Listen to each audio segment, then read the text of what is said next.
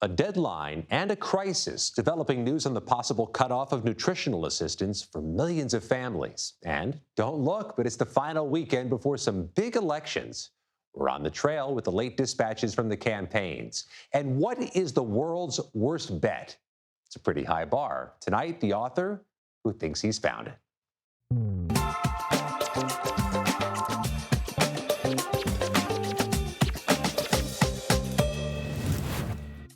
Hi, from Washington, I'm Scott McFarland, in for Major Garrett. Welcome to the Takeout and welcome to the best of both worlds. It's Friday and it's Halloween. We have the entire weekend to steadily embezzle all of the children's candy.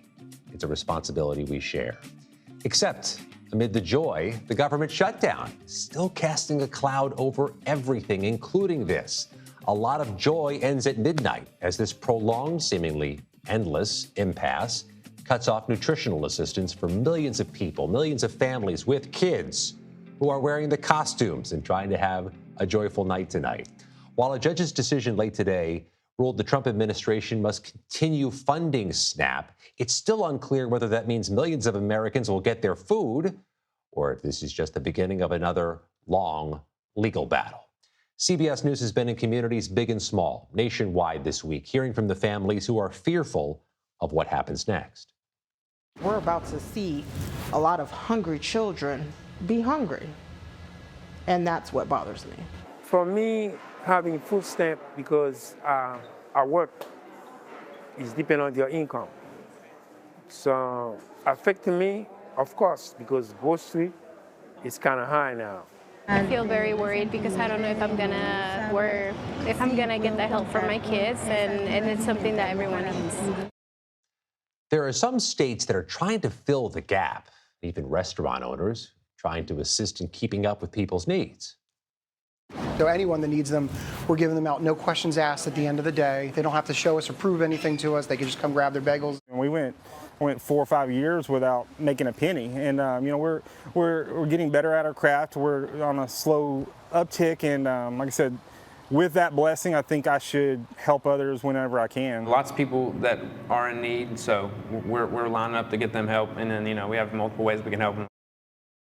It's really good to hear about that charity, but this is real fear on a night that's supposed to be about fake celebratory Halloween spookiness. We begin tonight with our Torian Small, who's on Capitol Hill, working late until Friday. Torian, you heard about this judge's ruling. Is it having any impact on what you're hearing among the lawmakers who've got us in this mess? Well, we'll see. Democrats, especially on the Hill, are keeping a close eye to all litigation involving this. But we also, interestingly enough, heard from Trump's director of Economic Counsel, National Economic Council, on Fox just a few moments ago, saying something to the effect of that ruling could potentially force their hand, even though they have been maintaining that it should not have been, that contingency fund should not be used for anything outside of a disaster. They pointed to Hurricane Melissa as potential reason for the need of that, but Democrats aren't buying it. We've heard over the past couple of days that it's cruel and unfair that the Trump administration, in their minds, are using this as leverage. At the same time, there's dueling legislation by senators. One Republican and Josh Hawley and several Democrats are coming together to sponsor bills that would essentially fund the program throughout the duration of this government shutdown, Scott. So we hear from the House leadership that they're not going to be in session again next week.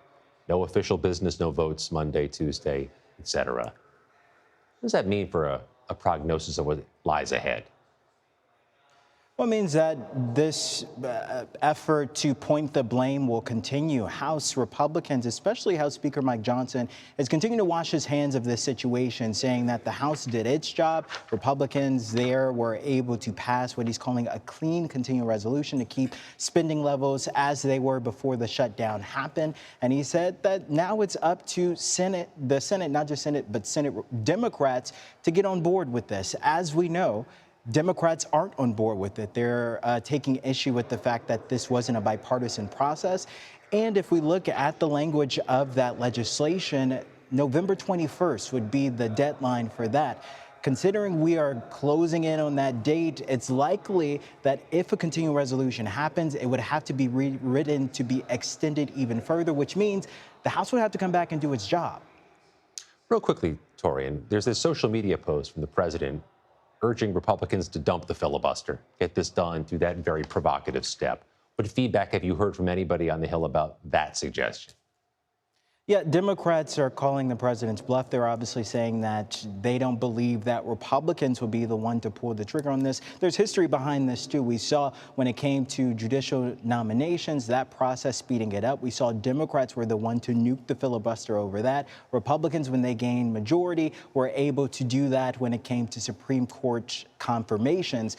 Now we have both sides looking at this saying that they don't want to go down that road again. House Speaker Mike Johnson said this isn't his chamber, but he would advise against it because of that reason. We also saw Leader Thune not directly responding to the president's post, but earlier in the month saying that under no circumstances would he support a filibuster or ending the filibuster, and it's unlikely now that he would be unchanged on that position.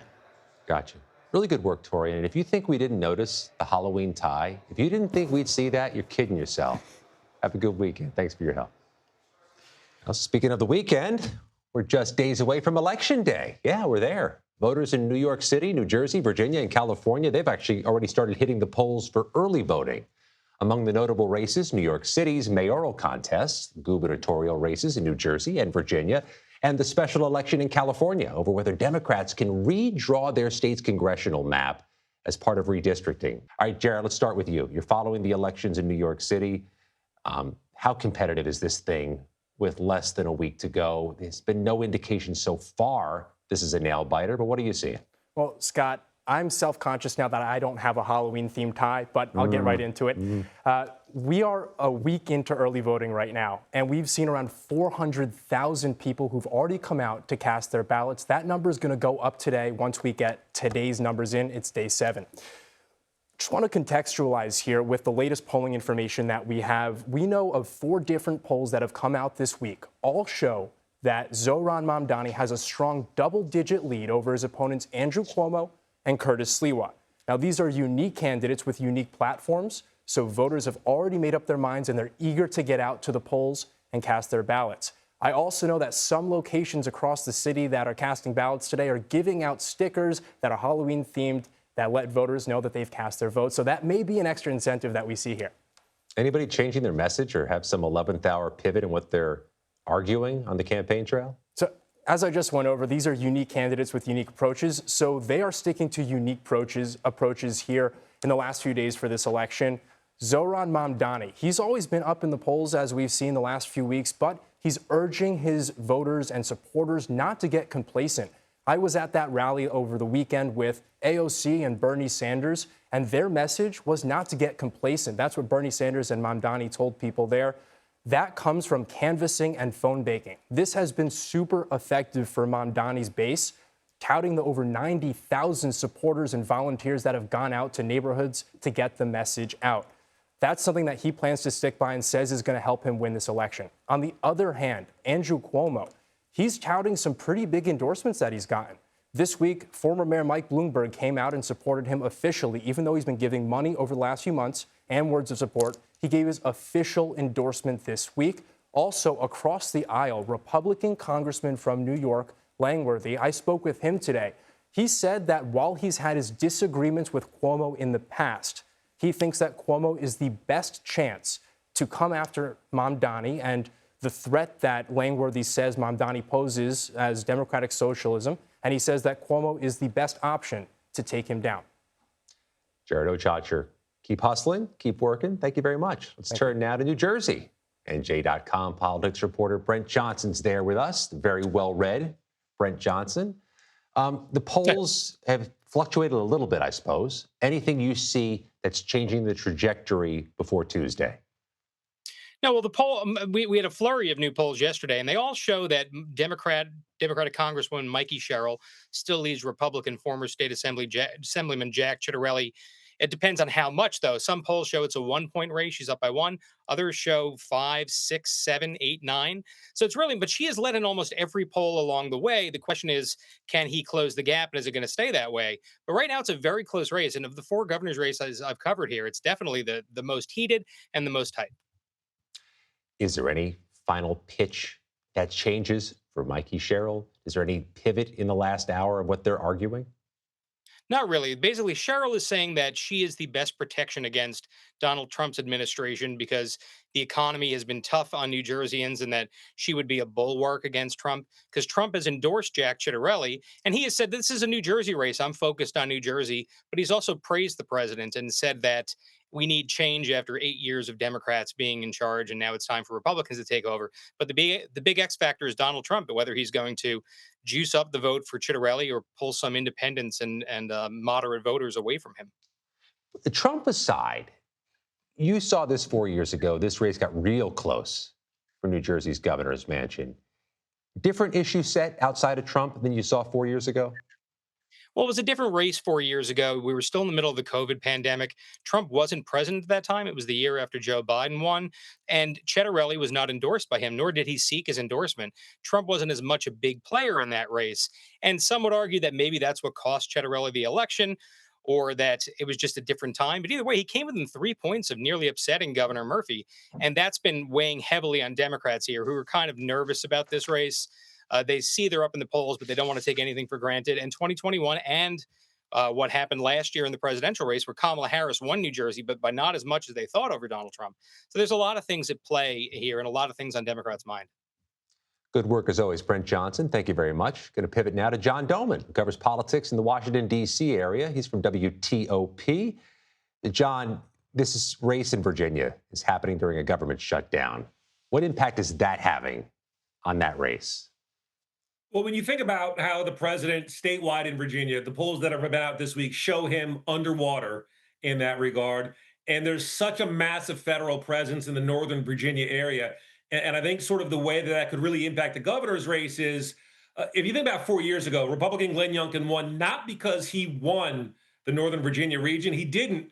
But he lost by less than what previous Democratic governors had come away with at that point. So the fact that he narrowed the margins and then carried the more Republican-leaning areas is what propelled him to victory. Now there's so much turmoil in the Northern Virginia region and a lot of unhappiness with the president in that region because of the Doge cuts, the shutdown, everything else.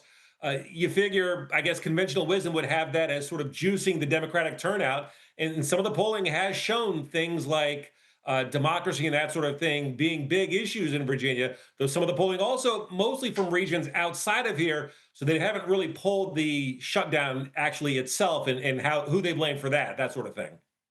Well, in 2021, when you covered that governor election, education seemed to be such a big issue. What was going on in the schools coming out of COVID? What were the rules in schools, vaccines? We hearing any of that, or is this simply Trump, shut down, Trump, and shut down? So from the Democratic perspective, it is all about Trump. They've been tying Winsome Earl-Sears to the president.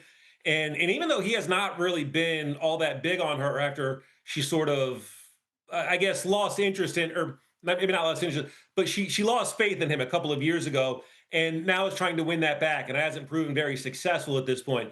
From the Republican side of things, a lot of it has been similar to those culture war issues. Maybe not education so much, but trans in schools, that sort of thing. It has been a big culture war focus at the governor's race, also in the attorney general's race, though obviously there's been some other issues that have cropped up with that as well. But for the Democrats, it is all about Donald Trump. Every email I get, every press release, that sort of thing, campaign statement, a lot of it connects the Republicans to Donald Trump in Virginia. And he's just statewide, he is not popular in Virginia. In some regions, very popular, but statewide, he's not. In the region in which we live, John, the good people of Maryland and the District of Columbia have had about enough of the Virginia political ads. What's in the candy bowl behind you? It looks like it's overflowing. There's a lot of Twix, some Snickers, Three Musketeers. Nice. Not as many Twix as there was when the bag was opened by my wife today, but it's a good choice. What can you do? John Domen, thank you very much. Appreciate you giving us some time tonight. Happy to be on. Well, we had some technical issues with Julie Watts in California. She was the one outside So I'm not sure if there's a high windstorm or some other issue, but our Prop 50 coverage will continue on this very important ballot issue in California. It will continue Tuesday as part of our special election coverage anchored by Major Garrett. It begins at 9 p.m. Eastern right here on CBS News 24/7. Ahead tonight, our political panel weighs in on which party they think is going to come out top on Tuesday night. And the FBI says they've thwarted an alleged Halloween terror plot. More on what was said and where it was said that led to several arrests. And a judge tells the Trump administration SNAP benefits must continue despite the shutdown. But with uncertainty remaining over the food assistance program, we talked with the head of one organization working to keep food on the table. The Takeout returns in 90 seconds.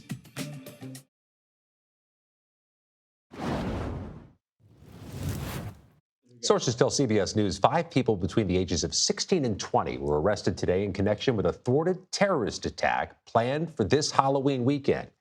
CBS News Detroit's Jack Springate joins me now with the details. Jack, thanks for staying out for us. What do you have in the neighborhood? I suspect you're in Dearborn. Yeah, that's right, Scott. And, I'm going to start from the beginning here because the FBI told us that they first were tipped off about these plans after a member of the FBI's Joint Terrorism Task Force noticed two of these suspects making plans on what they're calling an online ISIS chat room. That's where everything started. They claim these plans involved a violent attack that was supposed to happen this weekend, as they also uncovered surveillance footage of the teens going to gun ranges and having automatic weapons on them. They also claim that this group went to Ohio to case out Cedar Point, but at this time, there's no confirmation on exactly where they were planning to carry out this attack. Right now, I'm standing outside one of the homes in Dearborn that was raided by FBI agents, as well as SWAT units from all around the Great Lakes, from Minneapolis, right here in Detroit, even down in Cincinnati. Now, roughly 2 miles from here on Horger Street, right across from Fordson High School in Dearborn, is where the second raid happened. A third raid, that happened in Inkster at a U-Haul storage facility on Middle Belt Road, and it's just a couple of miles from Detroit Metro Airport as well. Now, we're still waiting to get answers about what exactly they found in those units, but we do have some information on what potentially inspired these plans. Now, back in May of this year, a 19-year-old former National Guardsman named Ammar Saeed was arrested for plotting an ISIS-inspired terrorist attack in the form of a mass shooting that was going to happen at the Detroit Armory in Warren, that's just north of Detroit. Now, law enforcement sources say these plans inspired that group, to this current group, to make some plans of their own, adding that at least one of these 5 suspects might have known Saeed personally. The case against the 5 includes accusations that 2 of them were making plans on what the FBI is calling that ISIS chat room. However, we are told that those plans were pretty loose, and there wasn't really any concrete plans to go along with it. Scott? Just to be clear, Jack, this announcement came from the FBI director this morning, but there's no court appearance since. There's been no charging documents filed. There's been no names given, correct? That's right, Scott. And personally, I was in the federal courthouse for more than 2 hours listening to arraignments of everybody except the 5 suspects we were hoping to learn more about in court. We were hoping to learn their names and some more details about why these raids were carried out. After 2.5 hours, we learned that none of them would be appearing in court today. However, we were told they could be arraigned as early as this Sunday at 1 p.m. Eastern time. That is according to the courts after they went through all those arraignments. So we're hoping that arraignment over Zoom will give us some more information just about the ages of each of these individual suspects, as well as their names, so we can start figuring out just who was behind this planned attack in the first place. Jack Springate in Dearborn, really good work out there from CBS News Detroit. Thank you, Jack. As SNAP benefits get set to run out for millions of Americans, children and adults with special needs are among those who will be hardest hit. Next, I'll speak with the head of a charity working to make sure there'll still be food on the table. You're watching The Takeout.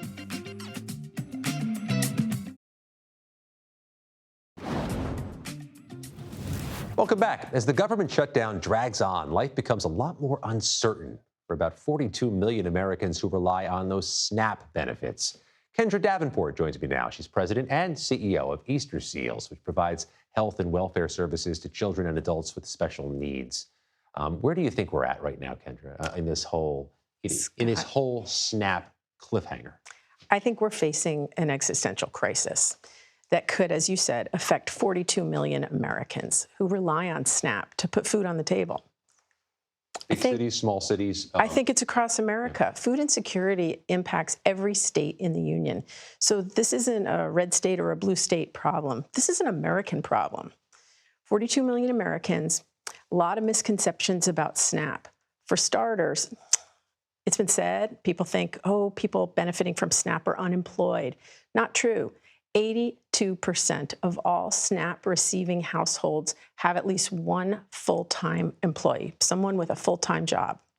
4 out of 5 households have a person with a disability, an elderly person, or a child. And almost 40% of all SNAP recipients are children.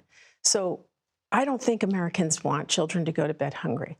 This is a problem. We must maintain SNAP funding.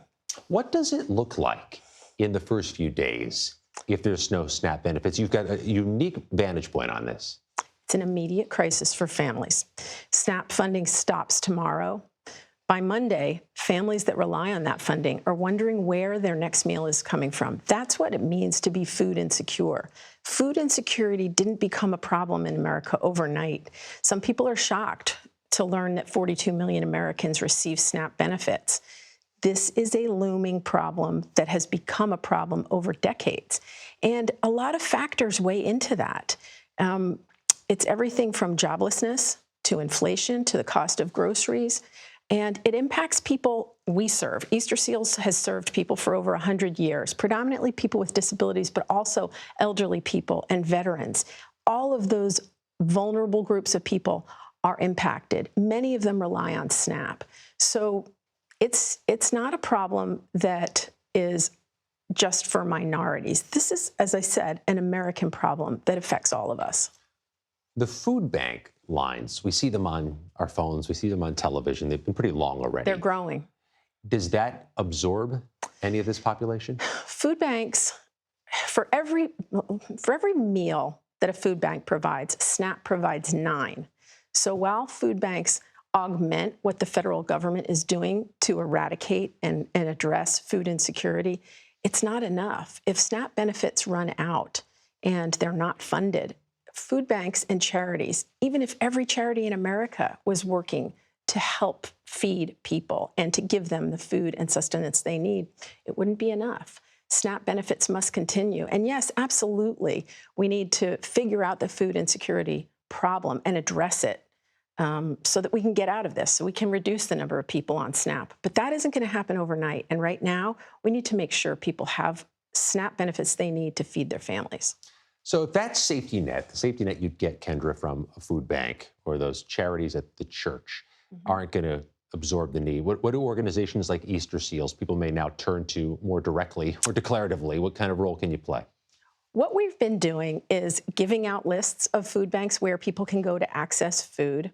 We're working with groceries to ensure that food is available and that they make donations if they can.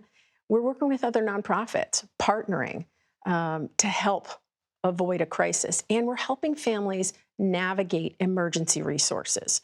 But that's it. What does family that means, mobilizing? Okay, I don't have any food. They come to Easter Seals. Where do I go? We'll try to stave that gap, provide them with food, give them, identify resources they can go to beyond that. Because right now, as you said, what's it look like today? Today, it looks like I can't afford food. Next week, it looks like, do I pay for my medication or can I skip a few months if that means I can buy groceries for my family? Easter Seals affiliates are dealing with this and have been dealing with this for years. If a family has a child with a disability and they rely on Easter Seals to provide that child with therapy, our affiliates don't want them to have to face or make a decision of whether or not to pay for gas to get that child to therapy or pay for food. If you're talking about paying for food for the whole family, what do you think the decision is going to be? Yeah. They're not going to get that child therapy. Very impactful, the important days ahead. Kendra Davenport, thanks for explaining it to us. Thanks for the work you do. Appreciate it. Thank you. Coming up, an exclusive interview with the CEO of Starbucks. Brian Niccol talks about their turnaround and whether prices are going to get even higher. You're watching The Takeout.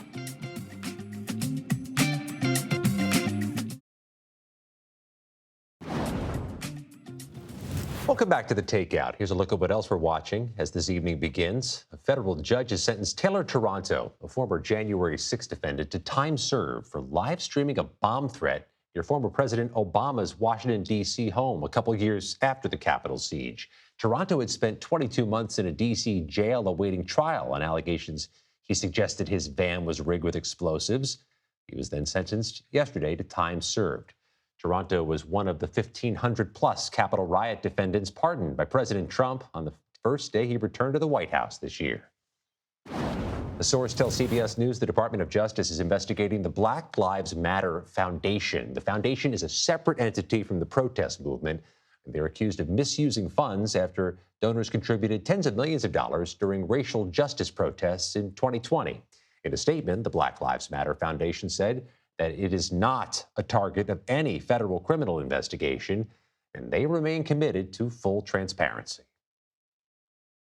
Coffee prices have been surging recently, and they may not have hit a high just yet.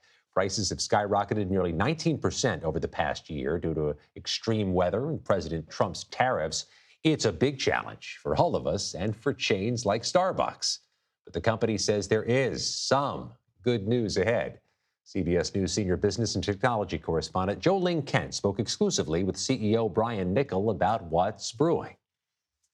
After years of losing steam, Starbucks may be grinding its way to a comeback. Have a good day. Nearly 14 months after CEO Brian Niccol was brought in from Chipotle to turn America's largest coffee chain around, Starbucks says compared to last year, same-store sales in the U.S. went up in September and October for the first time in nearly 2 years. And the average Starbucks purchase increased 1% in the last quarter. That means our customers are coming in more often and they love what they're experiencing. We sat down with Brian Niccol at Seattle headquarters for an exclusive broadcast interview as consumers grapple with coffee prices that across the board have spiked 19% in just a year. Can you promise no price hikes next year? We got to just watch what happens in the world. But pricing would be one of those things that we do as a last resort, and we do it very surgically. You wouldn't see us taking like broad-scale pricing. That's not on the table. Starbucks says new offerings like protein-infused drinks, beverages in old-school mugs, and redesigned stores like this one in Seattle with more comfortable couches are helping. You've changed the furniture, but do you really think that changing the furniture will continue to bring people back in? Without a doubt. I mean, it's much more than just the furniture, right? It's the whole vibe. The place basically says, you're welcome to stay here. We want you here. You've also got major competition. McDonald's, Dunkin', Luckin from China, all lower priced alternatives. What's your plan to compete, and do you introduce a value menu at some point? Yeah, no, look, first of all, at Starbucks, we love competing. We have a huge point of difference, and that is the experience you get in our stores. You're going to want to linger in a Starbucks. You can get the customization at Starbucks that you can't get anywhere else. The experience sets us apart from everybody else. Starbucks closed 107 stores across the country and laid off nearly 900 corporate workers in September, while recently introducing new AI technology to help baristas with drink recipes and inventory. Is it just a matter of time before we have AI baristas? You know, I don't think so. Our business is based on the human touch, and we always have to have that barista-customer connection. I think there's tremendous opportunity with voice where you could literally just say, you know what, I want my protein latte, find me the closest Starbucks, I'll be there in 15 minutes. But when you get to the store, you're still going to be greeted by a person. So that's not going to change? That's not changing. But as Starbucks pushes forward, some baristas are pushing back. The union Starbucks Workers United is currently voting on whether to strike at up to 550 locations, meaning 12,000 of the company's 200,000 retail workers could soon walk off the job. Workers want better pay, they want better conditions. What are you prepared to give them? Well, we already give them the best job in retail. We have the lowest turnover in the industry. We also have the best benefits in the industry, and we actually have the best wages in the industry. They contend that reaching a union contract would cost Starbucks less than an average day of sales. You know, look, all I can tell you is what their requests to date has been unreasonable. We're willing to, negotiate and have them come back to the table and find a solution. Even in this economy, Nickel believes the best blend is yet to come. We have a softening labor market. We have inflation ticking up again. How worried are you that customers may cut that Starbucks run out of their routine? I mean, look, we're not seeing that right now. What we're seeing customers say is we're becoming more valuable to them. And that was Joe Ling Kent reporting. The chair of the DNC says he's confident Democrats will win the governor's races in New Jersey and Virginia Tuesday. Next, our political panel weighs in ahead of Election Day and what they expect. You're watching The Takeout.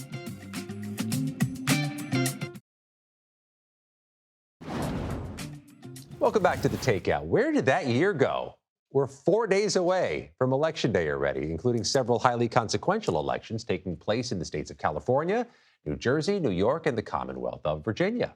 Here to discuss it, all-star team, Democratic strategist Joel Payne, Republican strategist Kevin Sheridan, who needs to get home for trick-or-treating duties soon, so we'll be judicious with your time, guys.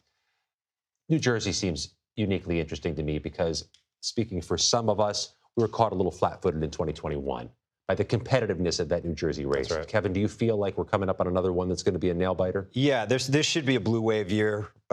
Every midterm is tough on the incumbent party, and it's just not happening right now. It's very close. Jack Ciattarelli is within striking distance, or if he's not, maybe ahead. And we know that pollsters have underpolled Republican voters in every election going back years. But yeah, there's a real chance. It's still an uphill climb. Jack Ciattarelli could be the next governor, though. Kevin's right. In New Jersey, in particular, Republican voters are underpolled. And I'm from New Jersey. I say this is Union County, New Jersey here. It is a Democratic state, but it is not a blue state. I mean, New Jersey has a very diverse electorate of a lot of working class folks. It went in the wrong direction in 2024 for Democrats. You mentioned 2021. And this is going to be a tough. South Jersey is super Trumpy. South Jersey is super Trumpy. I think Cheryl probably has enough gas to get over the finish line. Why do you think that? Because Trump is so unpopular, and because the things that Trump is doing every single day, it essentially puts someone like Ciattarelli in an impossible position where you have to run with Trump to heat up his base, but you have to run against him because you don't want to upset the other side who's so worked up right now. It's just it's a tough spot for someone like Ciattarelli in this political environment, but it wouldn't shock me if Ciattarelli pulled off the upset. I think Cheryl has enough to get over the edge. We have not seen the president in Virginia on the stump. He did a teletown hall, I think, when he got back from Asia. But no, he has not gone out to Southwest Virginia. He's got a terrible candidate. He doesn't want to run against Merrill Sears. Are you kidding me? Yeah, she might win. Are you surprised? I mean, it is so physically close. It's right there. You have some other statewide races that are competitive: lieutenant governors' races, attorney general's races. I think Winsome Sears made that call, and they look at the polling, and if he could have helped, I'm sure he would have gone. I think Doge and I think what has happened in the federal government just has such an impact on the political mood of Virginia. And Virginia is honestly oftentimes a check engine light for where the rest of the country is politically. It's actually a very good forerunner. There's so many federal happen. employees in Northern Virginia now that it's become but you would acknowledge almost that, a blue state that Virginia almost is a bellwether for where the country's mood is when the presidency switches from one party to the other. Historically, it's pretty much a bellwether for where the country is. On that one. About California, where there is a fascinating ballot measure Tuesday that is more impactful than just for insiders. This has potentially outsized impact on the midterm elections, which has potentially outsized impact on President Trump. You said something provocative before we came on. You said this may backfire for Democrats who are pushing it through. Well, I think it might backfire just the entire concept of redistricting, because what you're essentially doing is you're taking safe seats and you're making them less safe. And I'm not talking specifically about California, though there is some risk of that. I'm talking the rest of the country. In Indiana, where Donald Trump is trying to lean on Republicans to do the same. In Texas, where Donald Trump leaned on the legislature to do the same. I actually think what you're creating is a lot less safe seats for the party that's in control.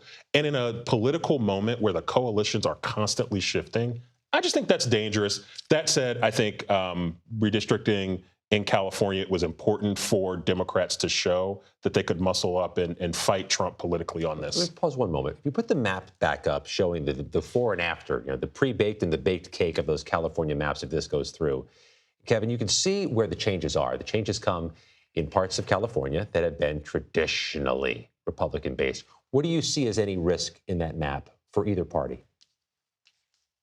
Yeah, Western California is traditionally, there's a lot of Republicans in California, and this is going to be, they're getting the New England treatment where I come from. They're 45% of the electorate, and now they're going to have, maybe zero or close to zero in California, Republicans represented. It's a shame, but Democrats went down this path a long time ago in the blue states. They got rid of every moderate Republican out of New England.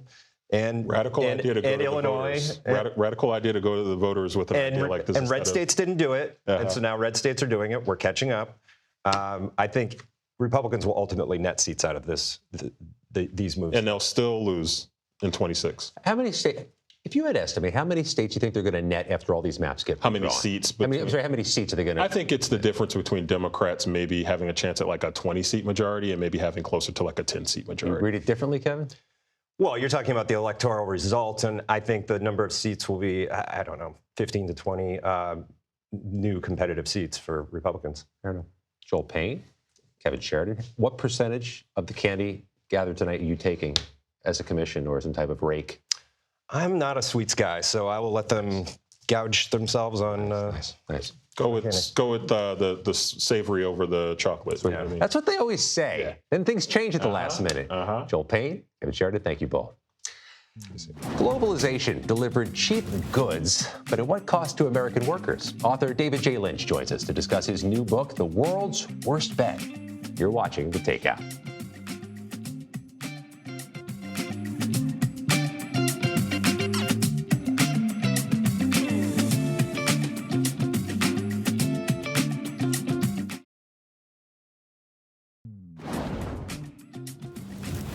Welcome back. A countless number of bad bets are made every single day on sports, in casinos, on Wall Street. But according to a new book, of all the bets in the world, globalization is the worst of them. The author recently sat down with the program's regular anchor, Major Garrett. Take a look. David Lynch joins us in the Conversation Corner. I'm very happy to have him here because he's written a super important book. The title, The World's Worst Bet: How the Globalization Gamble Went Wrong. And here's an interesting and tantalizing subtitle to the subtitle, in parentheses, and what would make it right. So, David, let's talk about what's going on right now between President Trump and President Xi and the trade troubles between the U.S. and China. What are you watching for? What are they indicative of?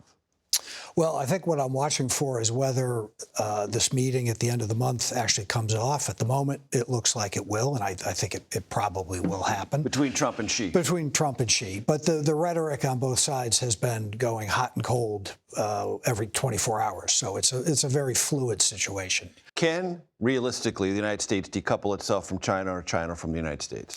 Short answer is no. The longer answer is it would be incredibly costly, incredibly disruptive, and we have hidden exposures to China that even if we were to stop all direct trade, which nobody's talking about doing, things we buy from Thailand and Mexico and Canada and other countries have Chinese components inside of them. So we're exposed to China even through third countries. So this is a global economy where supply chains are marbled throughout one country after another. It's no simple thing to reverse 30 or 40 years of economic integration. Part of the dispute right now centers on something called rare earth minerals. Treasury Secretary Scott Bessent said this week that doesn't provide China as much leverage as it appears. The United States, he said, has more levers against China. Is that true? Well, this is a little bit like Muhammad Ali and Joe Frazier, right? They both have leverage. Right. They both can hit each other in the face. Both of them are going to hurt at the end of 15 rounds. And maybe somebody will be called a winner.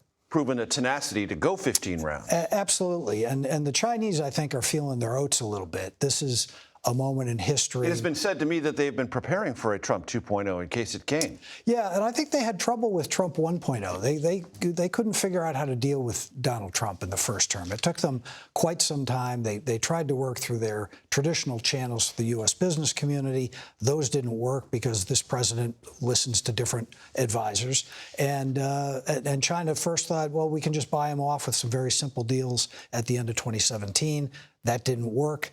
I think they're still trying to struggle to figure him out because Trump 2.0 is different from Trump 1.0. David, based on all your research, could this economic conflict become a military one? Could it spill over? Or are those viewed as decidedly different lanes? Yeah, I'm not sure they're viewed as decidedly different. And there are voices in Washington who talk about the relationship as headed for a kind of bellicose. Bellicose, an eventual conflict. I don't think that's written in the cards. I don't think that's inevitable, and I think it would be incredibly costly, and it would represent a profound failure of policy in both capitals. So I want to go back to something in the book, page 302, and we're going to reverse engineer the book in a certain way. I'll read from it directly. Unwinding the current commercial relationship between the United States and China will do nothing to help workers who suffered from the rise of Chinese imports in the early 2000s. In fact, full decoupling from China would unleash a reverse China shock that could prove as painful as the original. That really jumped out to me. Yeah. Explain that. Think of it this way. If you lost your job at a tire factory in Northwest Tennessee in 2005. As many people did. As some people did. You've gone on to something else. It probably didn't pay as well as what you were making in the tire plant. Maybe you had to move, or maybe you stayed put.